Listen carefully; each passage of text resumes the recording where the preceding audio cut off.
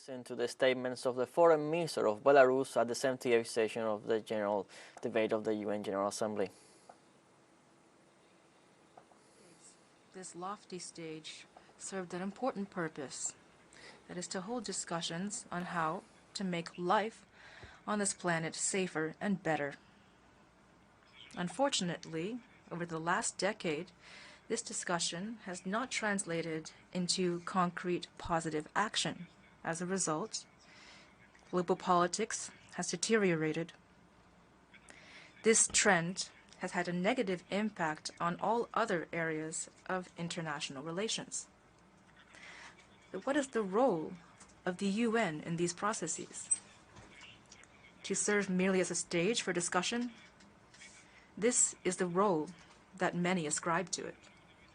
It was no surprise that the UN is often reproached for its inaction and inability to stop the growing global chaos, to stop the triple crisis in terms of security, food, and energy that has engulfed the entire world. These reproaches, of course, are not entirely fair. The UN is all of us. The UN can only do what it is allowed to do by its member states. On one hand, this is perfectly logical. On the other hand, this logic is fraught with determinism. It implies that the UN is a hostage to external forces and can carry out its mandate effectively only when there are positive changes in its environment. Doesn't that sound familiar to you? This was the same attitude toward the League of Nations before the Second World War. Just a century ago, on the shores of Lake Geneva, many, like us, discussed the threats of their time. However, those discussions had little effect, and the world slid inexorably into the abyss. The League of Nations was consigned to oblivion due to its inutility. The same fate may befall the UN if it remains a passive observer. We believe that the vast majority of member states do not wish to see that outcome. If that is so, then the UN must not wait but act. The organization must work to produce positive changes in external circumstances and ensure peace, stability, and sustainable development on our planet. This is an immense task given the current toxic global politics. However, if we as member states and the reasonable global majority help our organization, then it can rise to that task.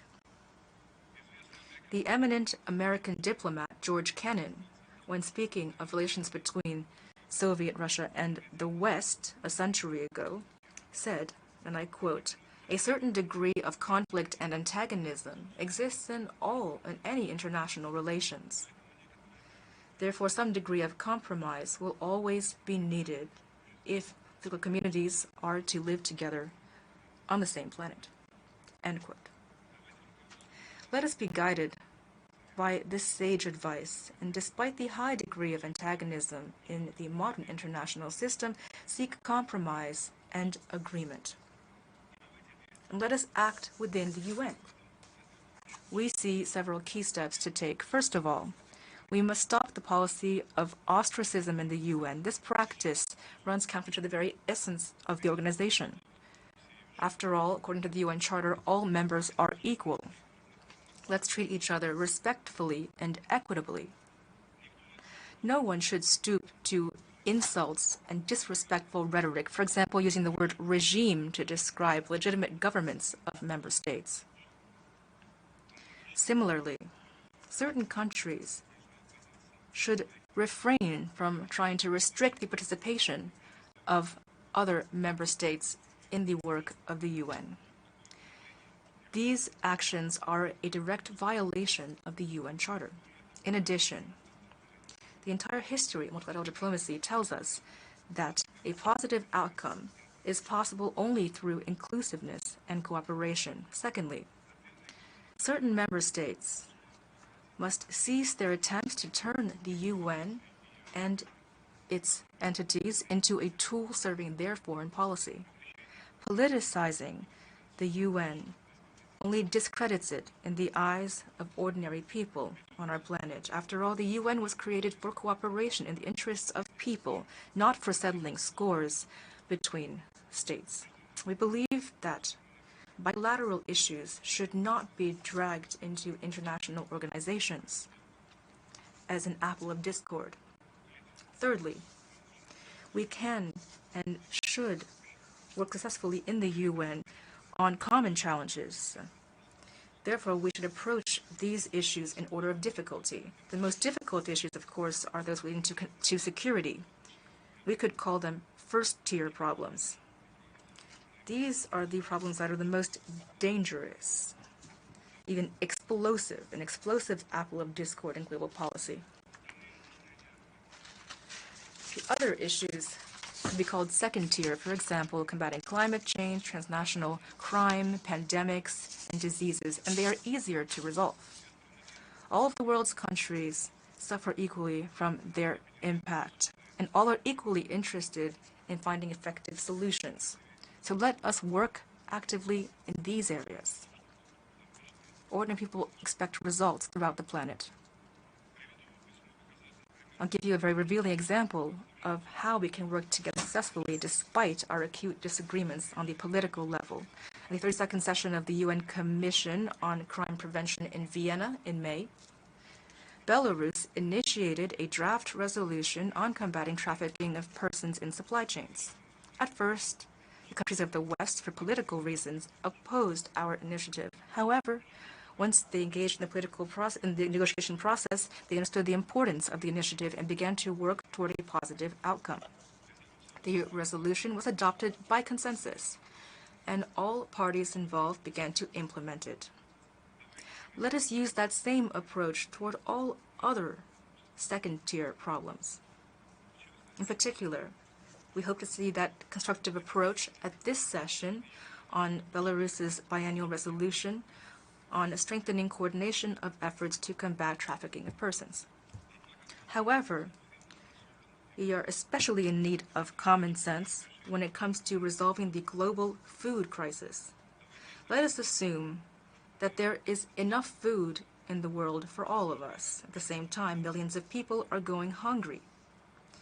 This contradiction is the outcome of unilateral, illegal sanctions, which Western states have imposed in violation of the UN Charter against countries that are not desirable to them or in order to obtain a competitive economic advantage. Sanctions limit the export of food and fertilizer to developing countries, which need them most of all. Therefore, the global food crisis is man-made, not systemic. As such, it is easy to resolve. All we have to do is lift these illegal barriers. The countries that have set up these obstacles ought to remove them. This is true not only of global food security, it's also true of all other areas in international life. Unilateral coercive measures imposed by the West, directly or indirectly against virtually all other states in the world, must be immediately removed. And this is something demanded by common sense as well as the common interests of all people on the planet. We believe that progress in resolving second-tier problems within the UN will help us to build a base of mutual trust for joint and productive work on security issues. In this area, we're seeing a power shift from the West to the rest of the world. These shifts in history have often been accompanied by wars. However, it is within our power to keep this process on a peaceful track. The best way to do so is to expand permanent membership in the UN Security Council. The Council does not reflect political realities. 3 of its 5 permanent members represent the West. They are not interested in changing the world's status quo. As a consequence, the Council does not fulfill its functions to support international peace and security. Only a more representative and democratic body can cope with that task. Therefore, the expansion of permanent membership in the Security Council to include major developing countries of Asia, Africa, and Latin America, that is an imperative of our time. We are pleased that China and Russia support this reform of the Council, as they have stated repeatedly. We call on the other 3 permanent members of the Security Council to acknowledge this new reality and to agree to incorporate it into a reformed body.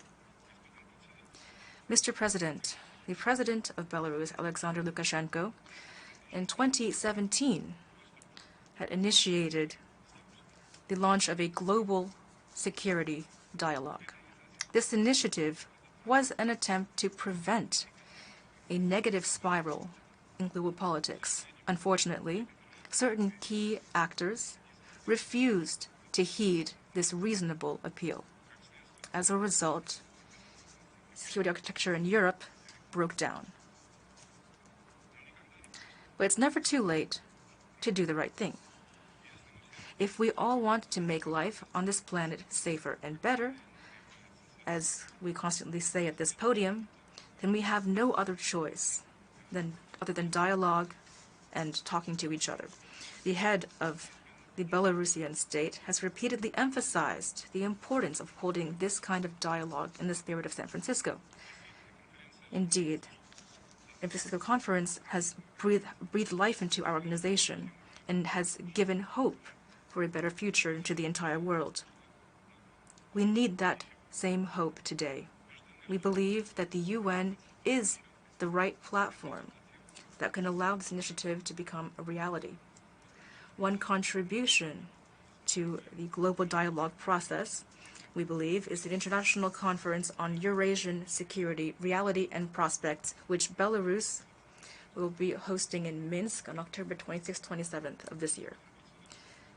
Mr. President, Belarus cannot fail to mention the topic of the conflict in the neighboring country of Ukraine. It's very painful for us to see how this people so close to us have been suffering for 1.5 years already. Unfortunately, Ukraine and its people have become a pawn in the great game of the West to preserve its own global hegemony.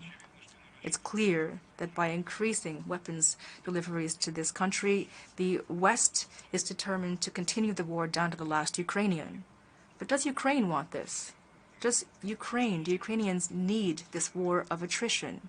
We believe the answer is no. Belarus, for its part, has always supported peace in this neighboring country and has taken all possible measures in this regard. As stated by the President of Belarus, we continue to be prepared to do everything in our power to this end. Thank you.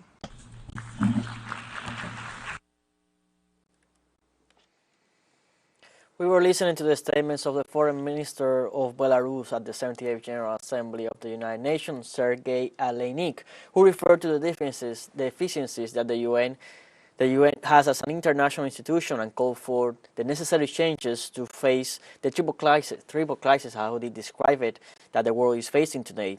Aleinik said it was paramount to put aside political differences in order to face the problems that affect every nation of the world, like climate change and international crime. The foreign minister condemned illegal, coercive, unilateral measures imposed by the West against developing countries, which affect their development and also their people in a great way, calling for the immediate end of these unilateral measures. Aleinik also called for reforms in the UN Security Council to better face war insecurity. That's what the Foreign Minister of Belarus said. We're going to stay on tune with the UN General Assembly to provide you with the latest updates of what is transpiring at the UN headquarters. Stay tuned with teleSUR.